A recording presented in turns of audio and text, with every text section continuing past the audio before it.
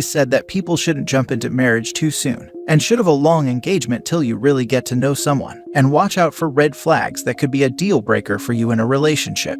Well, that's what the OP of this first story did. He found out something his fiancée did that he couldn't stomach and tried to break it off amicably, and he got blindsided when she opted to do something so nasty that could ruin his life to get back at him for dumping her. Let's read the story. Original post. She, Rose, 30 female, has been at her company for the past 6 years, and she works an office job in a non-customer facing company. We have also been together for the past 5 years and put off our wedding until after graduating and after COVID. Recently, she was chosen to be promoted to a position in a different department after someone was leaving the company, and we knew about the promotion for some time. The woman who was leaving wasn't leaving until a certain date, but she was excited about the raise and getting promoted to a manager after years of wanting to be. However, as she neared closer to the date of the promotion, she began to ghost her job and ignore various warnings and calls about absences because of her anxiety surrounding it. Anxiety she never chose to voice until after she had been fired for ghosting them for weeks. She would go to work in the morning and return at the time that her normal shift would end. But after she got fired, she wanted to talk to me. And she told me that she lied about going to work for the past 2.5 weeks. When I asked her what happened, she said that her team wanted to throw her a small party to celebrate her promotion before she would leave. But the party made her anxious because she doesn't like to be celebrated because it's embarrassing. She also said that public speaking gave her anxiety too, and after learning that she would have to say a few words in a bigger joint meeting after receiving the new promotion, she couldn't bring herself to go to work and found other things to do during the time she was supposed to be there. She said that she'd often stay in her car on her phone, or go to the gym or a friend's place sometimes, and over the course of those 2 weeks, she ignored calls and emails from her job on her absences, until she was fired after numerous warnings. She since said that she wants to go to therapy to work on her anxiety before looking for a new job, and she asked if I could cover the expenses in the meantime. I told her no, because first, she lied about going to work for over 2 weeks, got dressed, and only wanted to talk after getting fired. I told her that I didn't appreciate her lying or entitlement to ask me to cover bills for a few months before she searches for a new job. And she said that I was being unfair because she's planning to go to therapy. While I told her that therapy is good, I said I needed a break to reconsider our relationship and engagement away from her, and she was fine with staying with a friend for a few days. However, when I called 2 days later and said I was done and wanted her to remove whatever belongings she didn't take with her, she and her friend began posting that I hit her when we talked, which is why she's breaking it off. Aside from texting mutual friends, she's also reached out to my job and had me talk to about it from my boss when I had no clue and found out during the meeting. I'm writing this because I want to ask if anyone's been in anything similar and how to manage this. I feel I was respectful in taking 2 days to myself before asking her to remove her things whenever worked for her, but she just keeps posting about me harming her and making fun of her for seeking therapy. Edit. The thing that made me the most upset was when she said that she would not go back to work for a few months until therapy was done. And now that she left her company, she wanted me to pay for her to go to therapy too after she lost her benefits, something I forgot to add in my post, along with her saying that I can afford it because of my salary. Now for the top advice before reading the update. You have every right to be upset. This is borderline/dissociative behavior. I wouldn't marry her. This behavior is not a small matter. I feel like I was pretty direct with her after taking a little over a day to think and tell her that I was done, and nicely asked her to remove her things, only for her to start her social media stuff and calling my job. Serious character flaw. Lying to you and pretending are huge red flags. You should not be alone with her again given her allegations. She lost her benefits after leaving, said she wouldn't go back to work for a few months until after therapy was done, wanted me to pay for therapy because I can afford it with my salary, and went to such lengths to lie and even bringing spare clothes in her car after getting dressed every morning to pretend to go to work. Look, she's got problems, big problems, but instead of facing them she hides, blames others and tries to manipulate you into being okay with this. Oh, and now outright spreading hateful and harmful lies. Nope, you're done nothing wrong. In fact, your choices are right. Now, to block her in every way and do damage control. Grieve, but get away from her and anyone who supports her BS. P.S. Sorry you've had to go through this, but though you don't feel lucky now, you've made a very lucky escape. Literally got talked to at my job after she called them. Already blocked her on a lot of things, but the job thing surprised me. It's like she sabotaged her own life, job and wants to take you down with her. Sorry mate, but she's not to be allowed anywhere near your life. You might need to get something like a cease and desist letter by a lawyer sent to her or even a restraining order, but yeah, her actions destroyed your relationship. And now for the update. We would have been married already if not for COVID making us delay plans, but after everything that happened, I believe it was for the best. A manager in a different department of her office was retiring, and she was chosen to be promoted in her place. Her promotion wouldn't start until the woman left, and it would have been the first she's ever been a manager in her life. However, as the promotion neared, she decided to ghost her job and pretend to go to work after years of wanting to become a manager, and it resulted in her being fired. She'd leave for work at her usual morning time and return in the evening as she always did, but even after she was fired, she didn't come clean until another week had passed. When I asked her what happened, she said that her team wanted to throw her a small party before her last day and that it gave her anxiety. She also said that she hated being celebrated and felt anxious about having to speak at a joint meeting after receiving the promotion. So, she pretended to go to work instead, ghosting work calls too, getting dressed in the morning for 2 weeks, before getting fired and going to a friend's or the gym with a change of clothes. When she came clean, she said that she wanted to go to therapy to work on herself, and that she wanted me to pay for it because I could afford it while also covering her side of rent. And that was when I said I needed a break after her lying for 3+ weeks to reconsider everything. I told her I needed a day, and she agreed to stay at a friend's. And 2 days later, I told her I was done and wanted her to collect her things, but that was when she started to slander me. What happened since? As I stated last time about her response, she took to Twitter and said that I harmed her after she admitted her anxiety to me. And she also wrote that she decided to break up with me after she opened up, and that I became aggressive and was against mental health. She also reached out to my job, which led to me getting called to the office. And since my last post, her friend has joined her in spreading lies too, the friend who she was staying with. Stacy, her friend, fake name, posted about how my ex-fiancé crashed with her because I was aggressive in the past and didn't want her to accept the promotion. She also posted that I was jealous and insecure, and threatening her to not accept it too. I've since reached out to a lawyer who has been helping me a ton, but I've lost some friends who decided to take her side. And she didn't even have the decency to get her stuff. She sent 2 of her friends while she waited in the car, completely refusing to see me at all.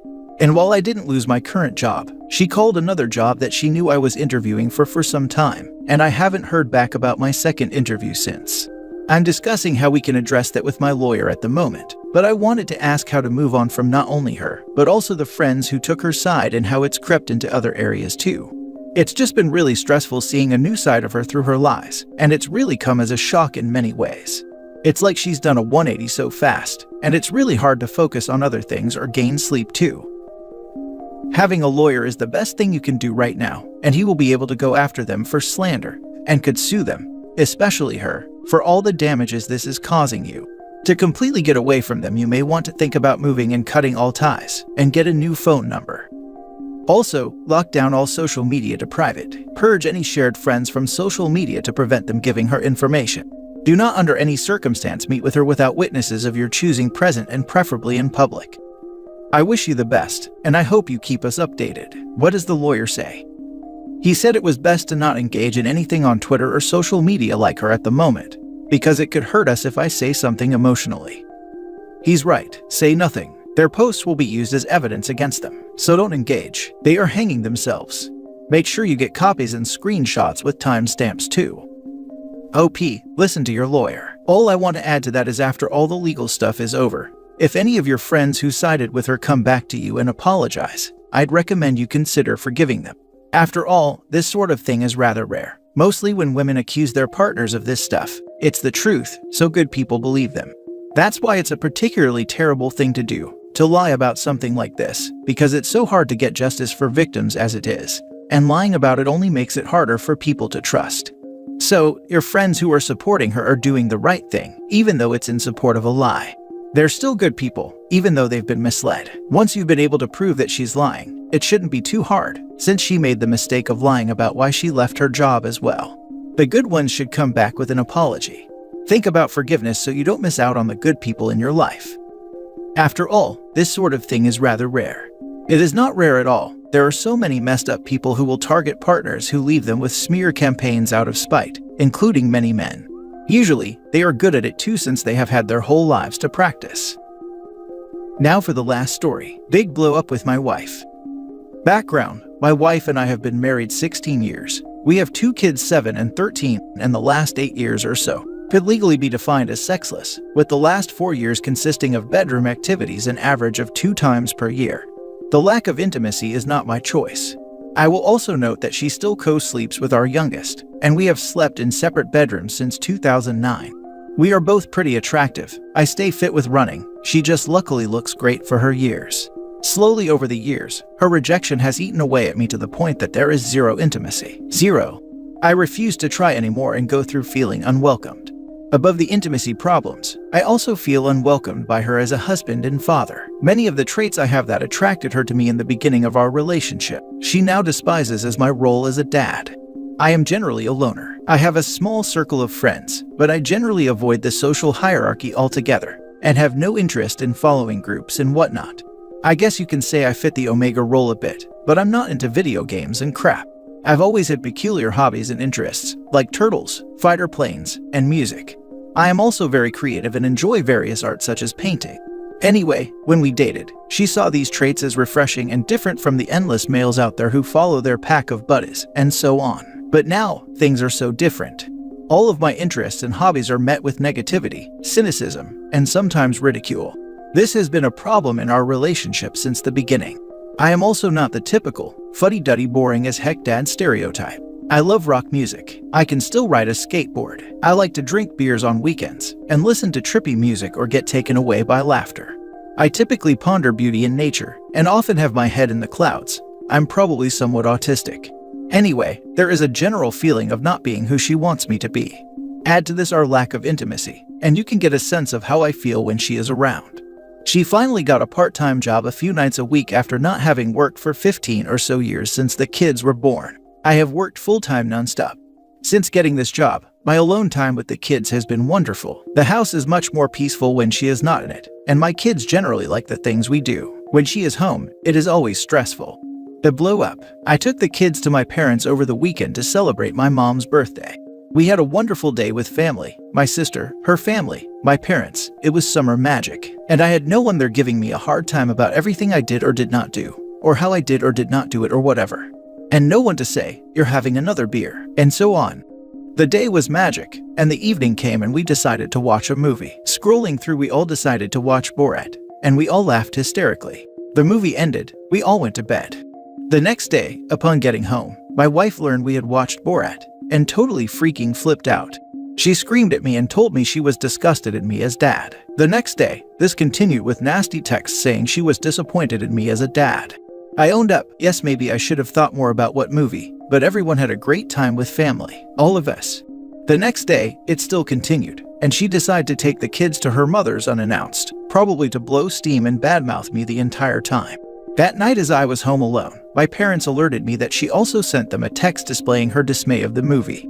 They refused to share the text with me, which means it was probably nasty. My parents are wonderful, responsible grandparents. I promised them I would not escalate about her texting them. Today, I worked from home and my wife and kids returned from her mother's. I was immediately met with more disgust, texts from her, and more. This is day 3. Around dinner time, she had to poke again and mention it again. I completely lost it and ripped into her with a barrage of scornful content, including profanity, which I am not proud of, but it was time she had it. She was in complete and utter shock at my rebuttal, but I am so freaking done of feeling like a worthless piece of trash to her. She loves me, freaking BS. I told her I can't stand her, and that she is the one who insisted on this ridiculous level of disdain for 3 days straight over a stupid movie. I told her I'm sick of feeling like crap, and I will find someone else who actually values me. She almost tripped and fell as she left for work. And once again, the house is peaceful, just the kids and myself. It is wonderful. Now for the top advice. What I read was less about the movie and more about you two and some incompatible behavior. She blows up minor issues. She holds grudges. You feel as if she treats you horribly. You bottle things up. You don't let her know when you are upset with how she treats you. You both do not communicate with each other. Your thoughts, your feelings, co-parenting discussions, intimate life discussion, it's non-existent. So, the big questions to ask yourself. Are you happy in your relationship? Do you want to continue the cycle, as your children will build their future relationships on what was modeled to them as children by their parents? Like, if you settle for this behavior and stay stagnant, your children are likely to have similar relationships when they are older. What is keeping you in this relationship? Why are you afraid to leave this relationship? You told her you want someone who would support you and treat you better. Why not? Divorce, counseling, keeping your status quo is all on you. But you only have one life to live. Is this really how you want to live it? Waiting on those few moments away from your wife. Was going to reply to OP, but to be honest, I doubt if I could cover what I wanted to cover as eloquently nor as accurately as this. Why is everyone talking about you two need to communicate? Doesn't she know she's acting like a pain in the butt and stressing out OP? Some relationship problems aren't brought about by a lack of communication. One of the two partners can simply be an asshole. And this looks like one of the cases. It sounds like you're done with this marriage. Your wife doesn't respect you and is putting no effort into your marriage. Just go ahead and file for divorce. Don't talk to her anymore. Every time you go out, don't explain yourself anymore. Stay out later. Take your kids with you. Marriage is about going through problems together, but the moment they become the problem, it's over. Maybe, but perhaps OP can explain why they let it fester for so long. I'd first try a relationship therapist and see if it can be solved. I know this forum likes to scream divorce, but in case of kids, I'd think twice about that. And I'm speaking from experience. Divorce happening is easily the worst thing in my entire life. Not because I loved my ex so much, but because my kid suffers greatly.